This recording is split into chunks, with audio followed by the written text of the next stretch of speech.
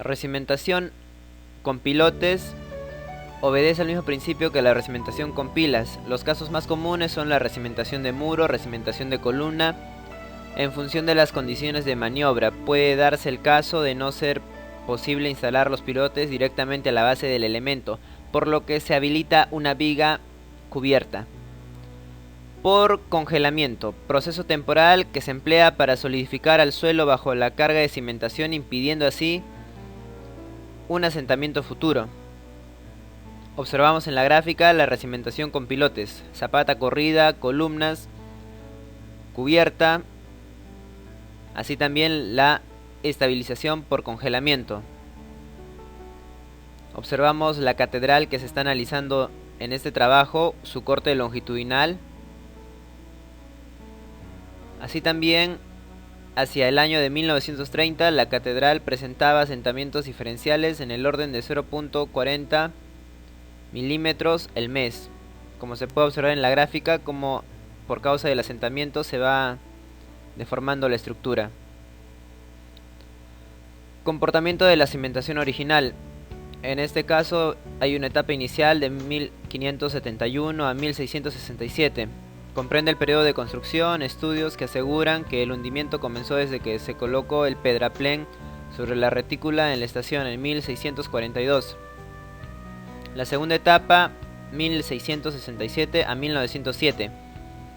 El asentamiento diferencial bajó en un 90% al orden de 0.25 milímetros el mes. Periodo de 1907 a 1927. Aumentó la velocidad en el hundimiento a 0.40 milímetros el mes. Y en el periodo de 1927 a 1956, la velocidad de deformación era de 80 milímetros el mes.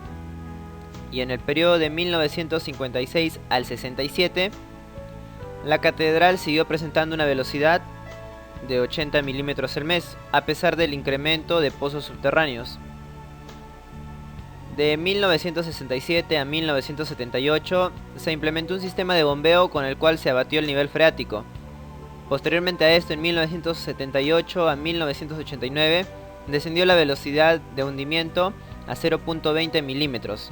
De lo que estaba a 0.80, ahora ha bajado a 0.20. A finales de 1989 se presentó un incremento llegando hasta los 2.70 milímetros el mes. En la gráfica podemos observar el comportamiento del asentamiento a lo largo de estas etapas. Así también la localización de sondeos en el primer cuadro de la ciudad, donde se puede observar los diferentes sondeos, el año realizado y por quienes fueron realizados. Información geotécnica. Se realizaron 21 sondeos, de los cuales 13 se efectuaron en la periferia de la catedral. Se determinó la estratigrafía en el sitio, denominado zona del lago centro. Tras considerar que las propiedades mecánicas del subsuelo de la catedral varían al transcurrir del tiempo debido a las sobrecargas y condiciones de bombeo que ha sido sometida, se considera necesario definir las condiciones actuales del subsuelo y así condiciones piezométricas que varían con el tiempo. Acá podemos ver la localización de sondeos con el cono eléctrico. Hacia 1929 se emprende un estudio de las cimentaciones de la catedral. Los trabajos de recuperación comienzan con la demolición de lo que conformaba el seminario, hacia 1933, con la finalidad de reducir la influencia de su peso de la catedral. En 1942 se vacían las celdas de cimentación definidas por las contratrables, el paño superior del pedraplén y el inferior de la losa de feligresía, empleando este espacio para instalar anaqueles de concreto, formando así las criptas. Desde el punto de vista estructural, la problemática que originó el hundimiento regional del subsuelo bajo la catedral son las inclinaciones de muros y columnas. Es por ello que se considera como primordial el reducirla, no eliminando así los hundimientos diferenciales del subsuelo. La técnica de excavación consiste básicamente en remover material del subsuelo que se localiza bajo las partes más altas, haciéndolas descender con respecto a las partes más bajas de la estructura, corrigiendo así el desplome y falta de verticalidad. Subexcavación.